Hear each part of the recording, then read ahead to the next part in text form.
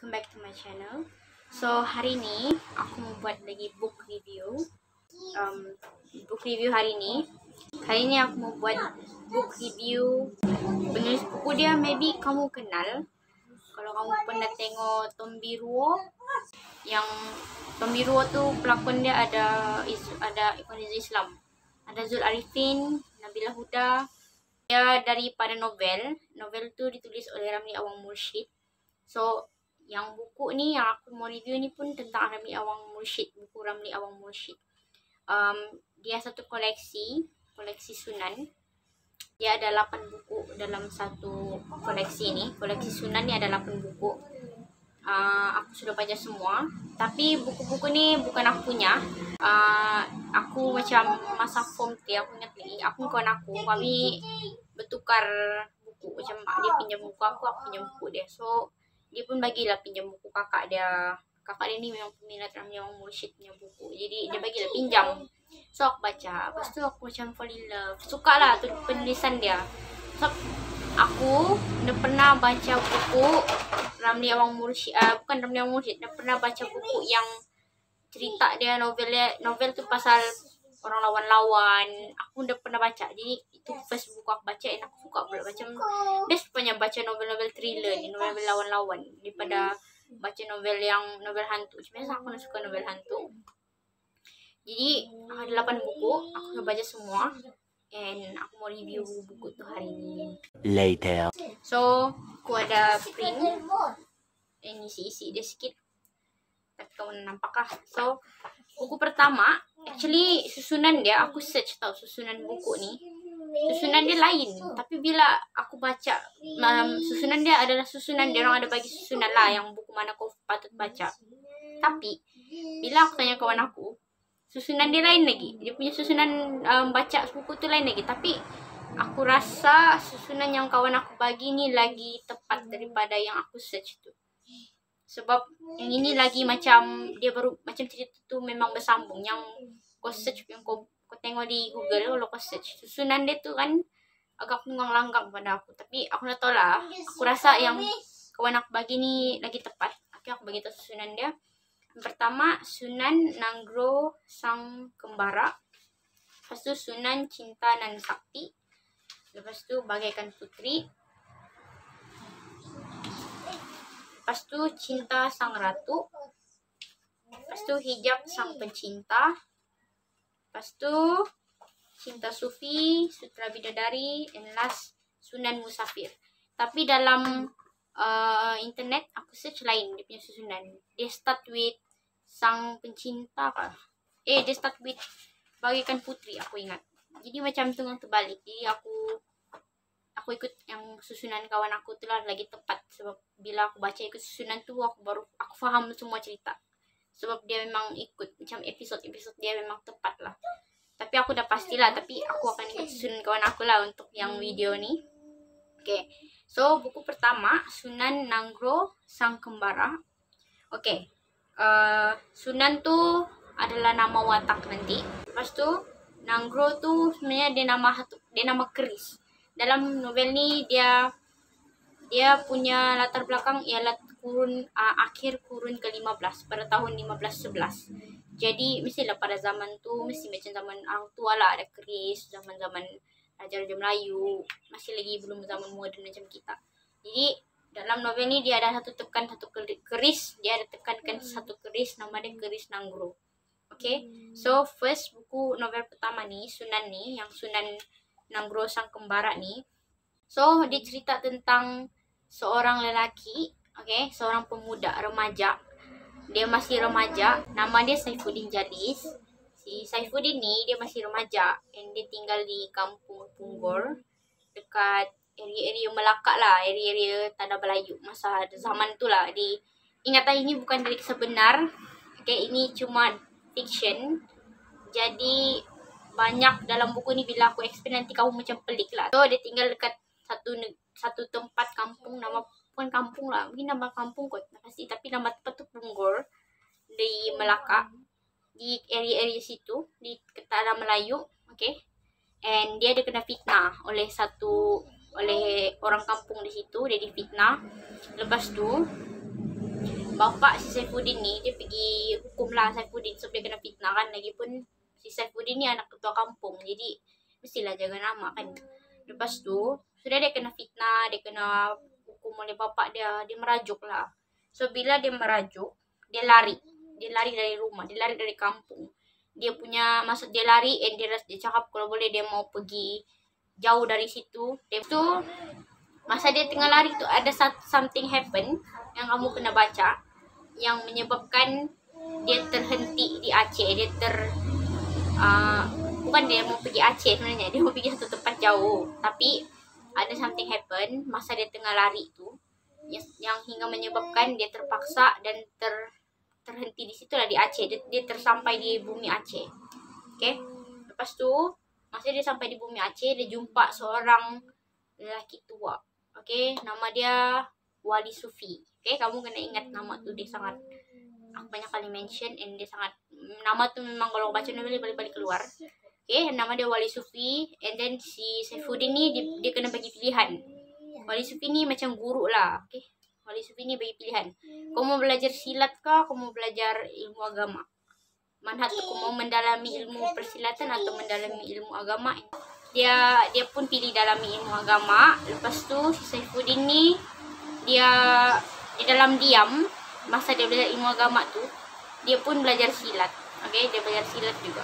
Dia macam, sebab masa Wali Sufi ajar silat, dia ni tukang bagi makan kan, bukan bagaimana, dia tukang bagi minum anak murid silat, anak murid Wali Sufi masa belajar silat. Jadi dia tukang bagi air lah dengan dorang.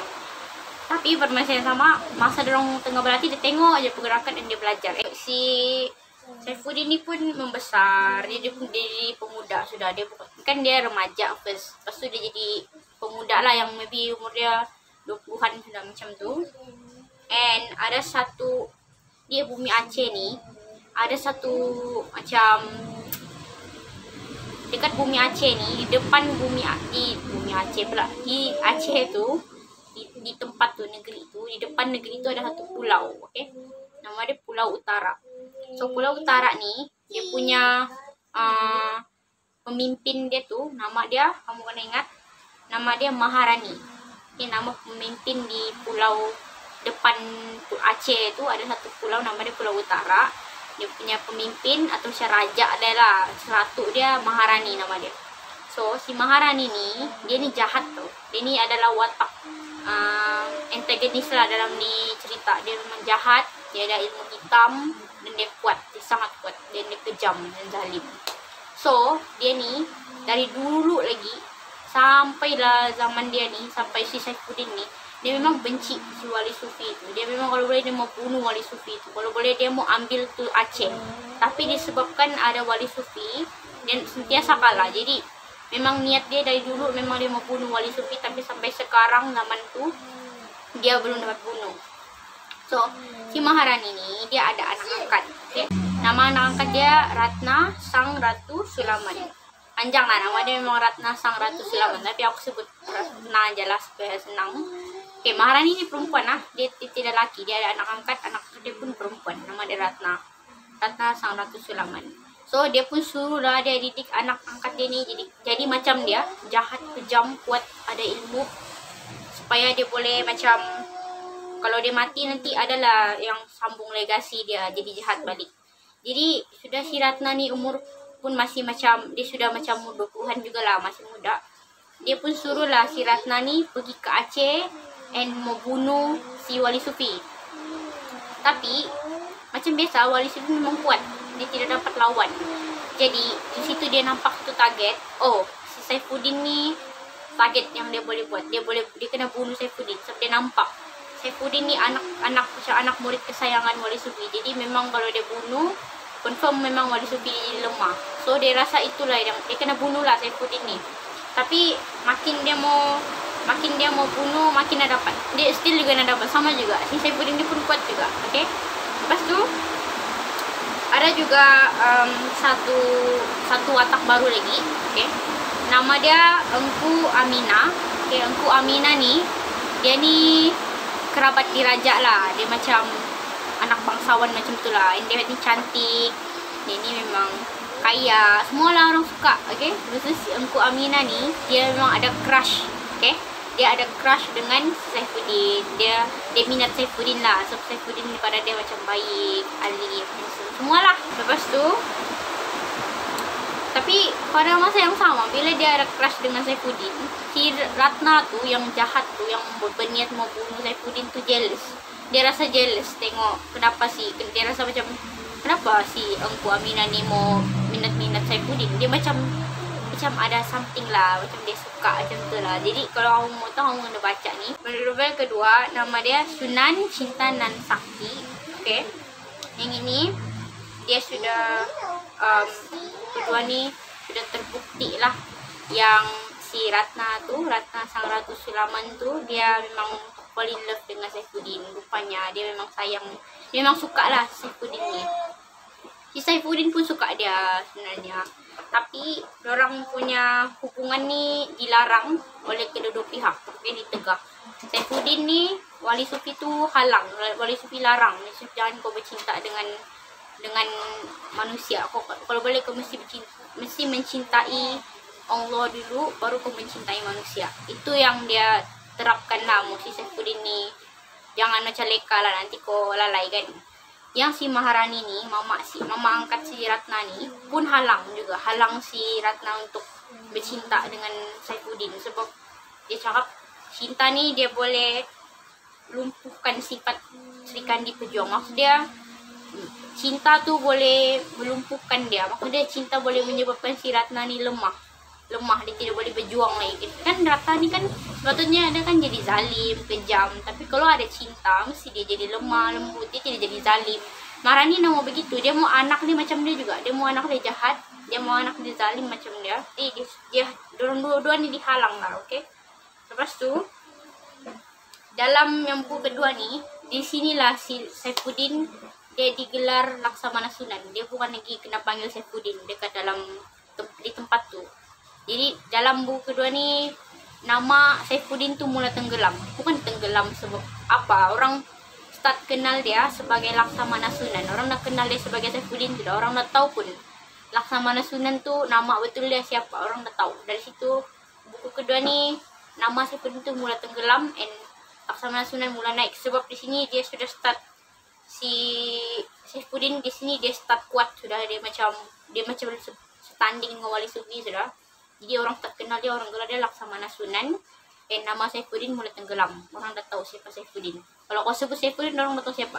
Kalau kau sebut Laksamana Sunan, orang tahu siapa. Padahal orang yang sama saja. Buku ketiga, Bagaikan Putri. Dia pasal, okay, Saifuddin kan dia Laksamana Sunan sudah. Okay. Ada satu watak baru dia keluar. Nama dia Haryani.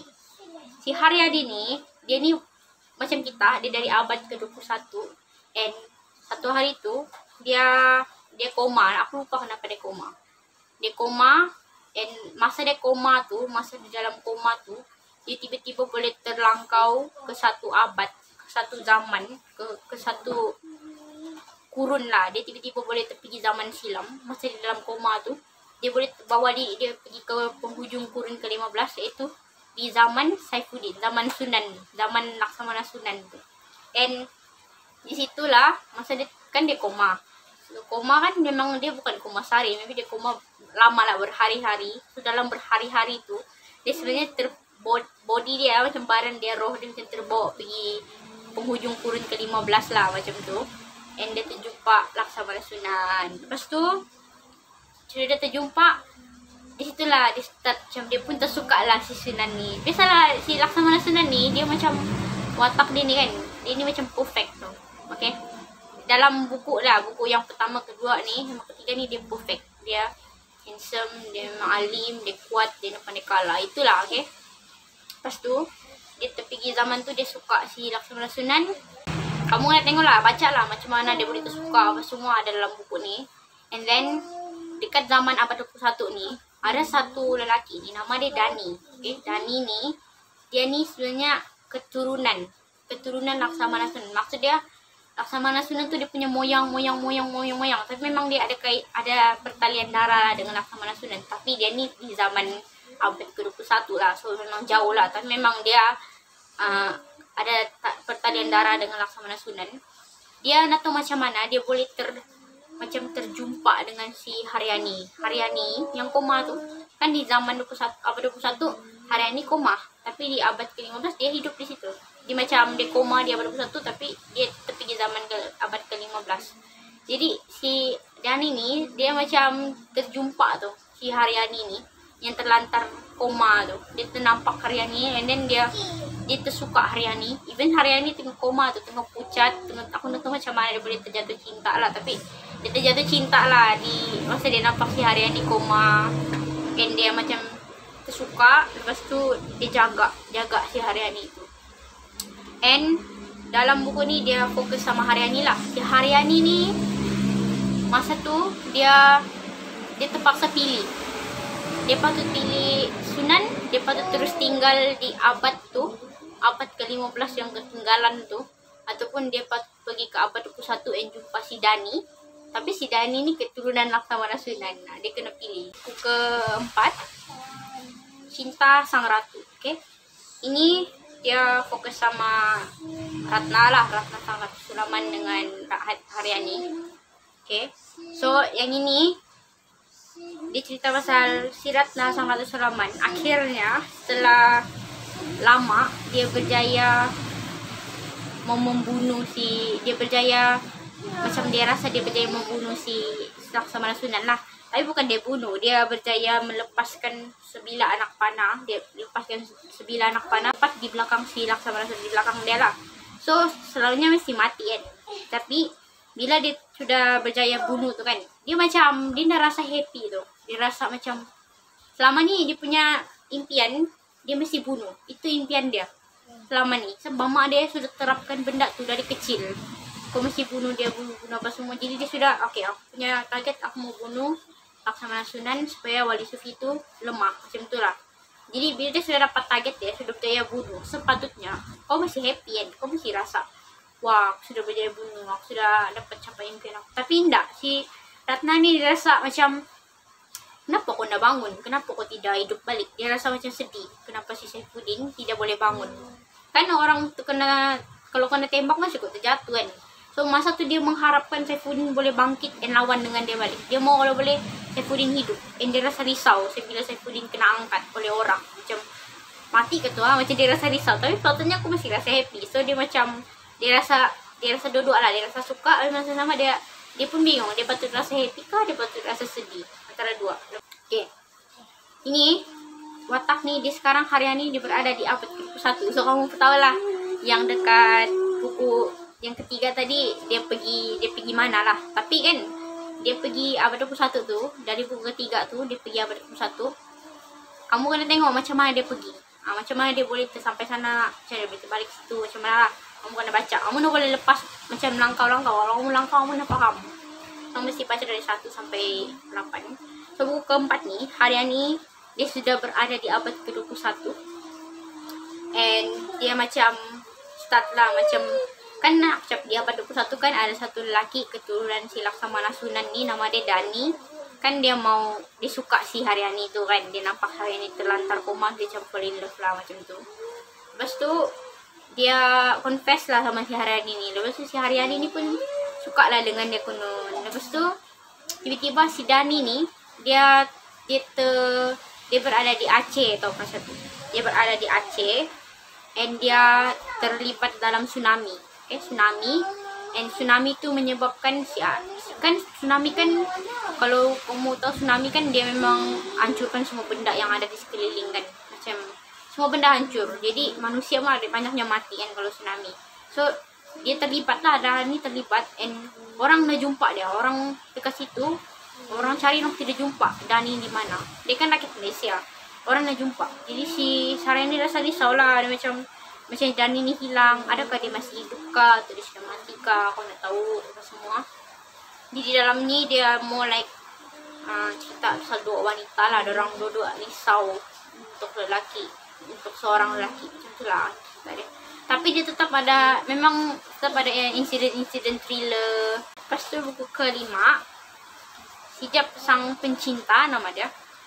Ini dia menceritakan Laksamana Sunan ataupun Saifuddin.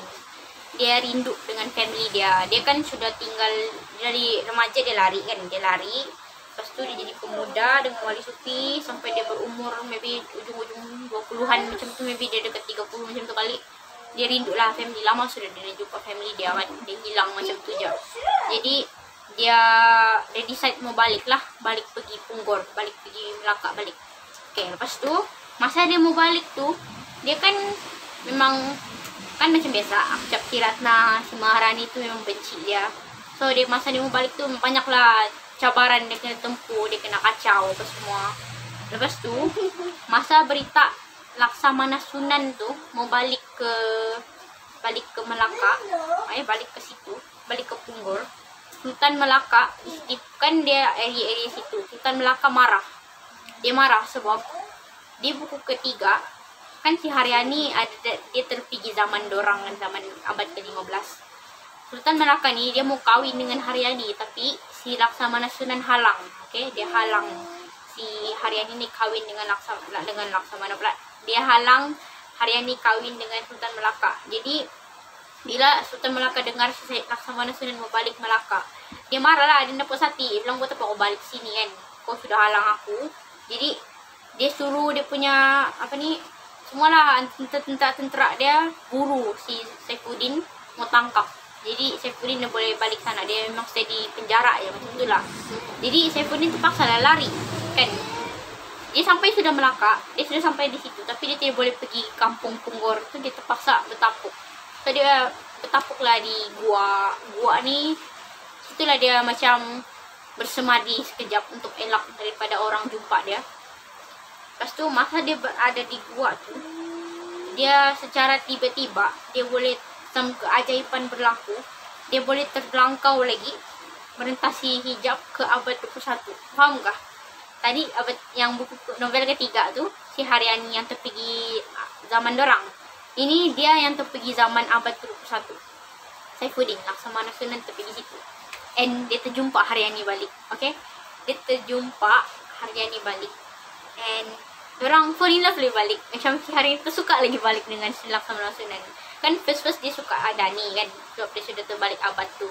Tapi bila kena Laksamana Sunan datang situ, dia pun macam happy lah. Macam ada pula si Laksamana Sunan sini. Jadi kamu akan nampak lah sini apa sebenarnya dia ending dia macam mana. Si Haryani kembali dengan Dani kah, ataupun dia kembali dengan Laksamana Sunan kah, ataupun Laksamana Sunan mati kan, atau kamu pernah baca ini. Okay, lepas tu buku ke-6 Cinta Sufi. Okay, Sufi tu nama Wali Sufi lah. Okay, yang ini cerita dia pasal ada watak baru lagi keluar. Ada 2 watak baru. Dia memang banyak watak baru. Kalau kau baca kau akan faham kenapa banyak watak. Okay, watak pertama nama dia Catalina. Aku tak tahu lah sebutan dia. Aku sebut Catalina je lah. Dengan Luna. Okay, 2 orang perempuan, wanita. So si Catalina ni, dia ni orang putih lah, orang Eropah. Lupa dia orang apa, orang Portugis kah? Macam Portugis, aku dah pasti. Tapi dia orang Eropah lah, bukan orang Melayu. Laki dia meninggal. So bila laki dia meninggal, dia sedih kan. Dia pengsan. So masa dia pengsan tu, dia datang satu mimpi tu. Dalam mimpi tu, dia mesti cari seorang lelaki yang bertanduk gua. Itu dia punya dalam mimpi tu. Dia kena suruh cari seorang lelaki bertanduk gua. Okay, si Catalina ni orang kaya tu. Laki dia tu memang ada pangkat. Jadi dia kaya. So, dia pun decide pergi ke Tanah Melayu and cari lelaki bertanduk dua tu. Lelaki yang bertanduk dua tu sebenarnya Saifuddin lah, si Sunan lah dia mencari. Lepas tu, masa dia pergi sana, dia terjumpa lah Sunan. Dia terjumpa Sunan, memang si Sunan lah lelaki bertanduk dua tu. Jadi dia mau tahu lah kenapa dalam mimpi tu dia kena suruh cari si Sunan ni kan. So dia dengan Sunan, and bila dia jumpa Sunan ni, Laksamana Sunan ni tidak kuat sudah. Dia bukan macam dari buku pertama kan. Kalau kau baca buku pertama, kedua, ketiga, keempat, kelima, dia memang kuat. Saifuddin ni yang memang tidak orang boleh kalahkan dia lah. Tapi dalam buku ke-6 ni aku baca penulis Ramli Mursyid tulis dia punya macam catatan lah. Dia bilang dalam buku ni dia tulis, dia bagi satu macam supaya logik sikit. Kan kita manusia kan tidak perfect. Kita mesti ada buat kesalahan dan mesti ada satu tahap dalam hidup kita, mesti kita akan jatuh, kita akan lemah, kita tidak akan sentiasa di atas kan. Jadi si Ramli Mursyid ni mau macam nampak begitu, dia mau begitu, dia mau Saifuddin ni bukan perfect, dia mau ada satu tahap Saifuddin ni mesti jatuh baru dia naik balik. Jadi yang buku ke-6 ni adalah macam Saifuddin punya jatuh lah, zaman kejatuhan dia lah, macam tu lah. Dia lemah di sini. Kenapa dia lemah, kenapa dia luka-luka apa semua, sampai dia tidak tenaga mau berlawan, sebab dia nanti dia kembali tau ke zaman abad ke-15 ni nanti. Dia dari abad ke-15 kan dia kembali ke abad ke-15 ni. Dia macam barang dia jadi macam terkejut, jadi lemah terus, dia macam dia boleh jalan tapi dia betul-betul lemah. Dia memang tidak boleh berlawan. So di sini kau nampak lah dia punya sisi kelemahan Laksamana Sunan sebab dia pun manusia kan. Lepas tu dan dia hampir dibunuh tau. Laksamana Sunan ni kan dia lemah, jadi senang lah orang mau bunuh dia. Tapi dia hampir dibunuh sebab dia masa orang mau bunuh tu, ada orang mau bunuh dia, dia ada orang halang, ada orang tolong lah, protect dia. Nama dia Luna. Okay, itulah watak baru perempuan. Okay, Luna ni dia ni bukan manusia. Okay, dia makhluk yang macam manusia, tapi dia ada sayap. Dia ada sayap di belakang dia, macam sayap burung tu. Macam itulah sayap di belakang dia. Dan dia pandai memanah. Itulah dia bukan manusia, dia makhluk. Dia punya, tapi dia macam badan dia macam manusia, tapi dia ada sayap tu je. Dia punya beza dengan manusia lah. Biasanya ala fiction memanglah mengaruh kan. Jadi si Luna ni, kenapa dia tolong si Saifuddin, kenapa dia tolong Laksamana Sunan? Sebab dia tersuka sudah Laksamana Sunan. Macam dari dulu lagi dia sudah usha tu Laksamana Sunan. Dia sudah tengok dia dari jauh. Dia kan boleh terbang. Jadi bila dia nampak Laksamana Sunan hampir dibunuh, dia nampak Laksamana Sunan lemah, dia tolonglah. Dari situlah terkeluarlah dia macam dia macam dah sengaja tertonjolkan diri dia lah. Orang si Sunan terdapat tahu lah. Sedangkan selama ni dia tengok-tengok dari jauh je. Tapi oleh kerana si Laksamana Sunan di buku ke-6 ni dia lemah, jadi dia terpaksa lah tolong. Okay, lepas tu dalam ni dia ada konflik. Si Saifuddin ni ada dua orang suka dia, si Catalina tu dengan si Luna. And then itu kau kena tengok lah, dia pilih diorang dua, dia pilih antara satu kah atau dua-dua, dia kasi tinggal lah. Nak tahu kena tengok ini. Nah, si Laksamana Sunan ni memang rebutan ramai ya. Ramai yang minat dia dalam buku ni sebab dia macam perfect kan. Okay, ke-7. Okay, buku ni zaman dia bangkit balik. Time ni si Saifuddin sudah macam kuat balik sudah, dia boleh berlawan dengan orang lain sudah. Lepas tu kenapa dia boleh bangkit balik? Kan dia sakit kan badan dia luka, lemah. Siapa yang bantu dia supaya dia boleh bangkit balik daripada dia boleh macam berlawan balik? Ada Hang Tuah. Okay, dalam buku ni ada watak baru, Hang Tuah. Hang Tuah yang kita dengar selama ni. Okay, dia ada masukkan nama Hang Tuah di sini. Dia lama tau, dia ambil masa 6 purnama. 6 purnama aku tak tahu berapa lama, 6 bulan kali, untuk dia macam bangkit balik and dia boleh lawan balik lah. So dia dibantu oleh dan dirawat, dijaga oleh Hang Tuah. So masa ni dia sudah bangkit, dia ada vision baru lah, visi dia. Okay, aku mau cari Tagut. Okay, Tagut ni kan macam Maharani kan dia ada ilmu hitam kan, si Ratna pun ada ilmu hitam. So ilmu hitam tu mestilah jin kan, jin lah yang, atau iblis lah yang akan, macam iblis lah kan, ilmu hitam tu kan iblis. Kau ikut, kau menduakan Allah, kau ikut iblis. So iblis tu nama dia Tagut, panggil Tagut. Jadi Tagut ni macam Maharani, dia lagi tinggi dari Maharani. Maharani mesti dengar cakap dia. Kalau Maharani mau power mesti minta si Tagut ni. So Tagut ni iblis. Jadi sekarang ni si Saifuddin punya target, dia mau cari Tagut ni yang bunuh terus, hilangkan terus, supaya tidak lagi orang ada ilmu hitam dekat dalam dunia tu, dekat zaman tu lah. Jadi dia visi dia mau cari Tagut, itulah. Lepas tu tiba-tiba ada lagi satu watak baru muncul. Okay, watak baru ni nama dia Sang Dewi. Okay, Sang Dewi dia muncul disebabkan sumpahan Maharani. Okay, Sang Dewi ni dia seorang wanita yang disumpah oleh Maharani. Okay, Maharani yang ketua pemimpin Pulau Utara tu, dia punya ketua. yang ada ilmu hitam tuh. Dan Sang Dewi ini kenapa dia boleh muncul dalam hidup Laksamana Sunan? Sebab dia selalu menyeru, okay? Dia selalu menyeru Laksamana Sunan. Dia selalu seru si Laksamana Sunan, and dia akan selalu perangkap dia mau merangkap Saifuddin ke alam tidak berdinding. Maksud dia, kalau kau baca lah buku ni, dia ada cerita lah kenapa dia tu alam tidak berdinding. Saifuddin dia ada macam beberapa, setiap kali dia tidur, macam Saifuddin setiap kali dia tertidur, dia mesti akan terfikir satu alam. Dalam satu alam tu dia akan terjumpa Sang Dewi tu yang kena sumpah tu, and dia tidak boleh keluar dari situ. Memang begitu, dia pun tak tahu kenapa. Saifuddin pun blur, dia pun bingung kenapa Sang Dewi ni kacau aku kan. Aku tidak kacau, kau pun kacau aku. Lepas tu di sini aku kan masa baca ni aku pun bingung, siapa Sang Dewi ni kan, tiba-tiba dia masuk, tiba-tiba dia kena sumpah pula. Lepas tu ini pula dia ada lagi satu watak baru. Okay, nama dia Saifullah. Saifullah ni adalah, ni cerita di abad ke-1 lah, abad si Haryani dengan Dani tu. Okay, yang ini adalah watak baru, nama dia Saifullah. Saifullah ni dia meneruskan meneruskan target, macam meneruskan misi Laksamana Sunan. Maksud dia macam kan Laksamana Sunan kan dia punya misi kan, dia mau kalau boleh dia mau buru kejahatan, dia mau kasih hapus semua kejahatan ilmu-ilmu hitam yang ada di zaman dia.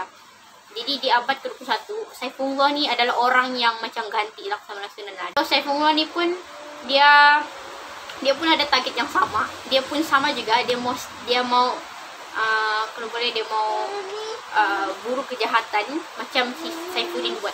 Okay, tapi nama dia bukan Saifuddin, nama dia Saifullah. Beza dia sikit je.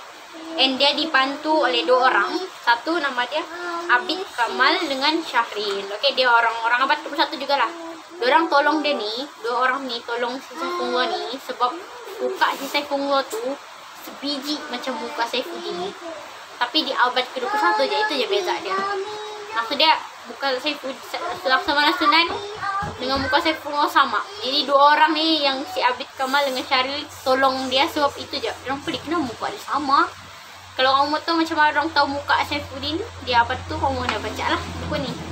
Buku ni dia, yang novel ni dia macam mau kasih kita bingung sikit, macam kasih kau berfikir macam siapa Sang Dewi, siapa Saifullah, kenapa dia tiba-tiba wujud dalam ni cerita, kenapa dia mau tolong, kenapa dia mau meneruskan legasi Laksamana Sunan ni, siapakah Saifullah. Aku pun curious, and bila aku tahu siapa Saifullah aku macam oh wow, okay. So kalau kamu tahu, kamu kena baca semua. So kalau kau baca satu buku, kau dah akan faham tu watak ni dari siapa, dia ni anak siapa, dia ni kenapa dia begini, kenapa dia berubah apa semua. So kalau kau baca semua, kau akan faham, oh rupanya dia ini, oh rupanya dia ini, macam tu. Buku last nama dia Sunan Musafir. Ini dia sudah start ada hint lah, bagi hint tentang Sang Dewi yang selalu panggil Saifuddin, selalu panggil Laksamana Sunan. Ada satu macam ada satu kabar angin cakap Sang Dewi ni sebenarnya si Ratna sang ratu Sulaman yang jahat tu. Ada yang cakap dorang orang yang sama, okay? Dorang orang yang sama. Tapi mungkin juga si Sang Dewi ni cuma jelmaan je, maybe dia menjelma macam Ratna, tapi dia bukan Ratna. Jadi itulah sisa Laksamana Sunan macam berfikirlah, dia macam dia ni Ratna kah bukan, macam itulah. Lepas tu ini juga dia dalam buku ni dia bagi tahulah ending dia macam ini, dia ada tepi dia macam beberapa tahun kemudian, tahun 1531. Tadi masa zaman Saifuddin tu zaman kuat ya, pada tahun 1511. Ini tahun 1531. Si Saifuddin sudah tua, dia berumur, dia ke manusia, lebih umur dia 40 lebih ke 50 sudah kali 50-an. Dia sudah start menua lah, dia tua, dia berumur, and dia decide untuk bermukim di pinggir Hulu Melaka. Dia decide untuk tinggal di pinggir Hulu Melaka dengan syarat dia tidak macam bagi tahu dia ni Laksamana Sunan lah. Orang dah tahu dia Laksamana Sunan. Dia sudah start macam diamkan diri dia lah. Dia dah famous sudah lah. Tapi pada masa yang sama dia masih mengejar kejahatan. Maksudnya pada masa yang sama dia still lagi mau menghapuskan kejahatan yang ada di zaman itu. The next day. Kalau kamu beli buku Ramli Awang Mursyid yang aku baru je review tadi, kamu boleh pergi Shopee beli, ataupun pergi Goodreads yang e-book punya, ataupun kamu boleh pergi dekat Karangcraft Mall. Karangcraft Mall. Kot. Adalah link dia aku letak. Nanti kamu tekan je. Okay? Bye. A few moments later. Sajalah buku review hari ini. Kali ini aku ada satu buku aku mau review, satu penulis nih, tapi buku dia ada 2 aja. Kamu patutkah aku buat buku review? Aku punya pasti. Tapi buku dia best, okay? Ini non fiction, ini bukan buku fiction. Aku udah pasti aku pas buat ke kita. Okay, tengok macam mana dulu lah. Okay, so ini jauh untuk buku review bagi novel Ramli Awang Mursyid, koleksi Sunan. Ada 8 buku. Itulah. And bye. Thank you for watching.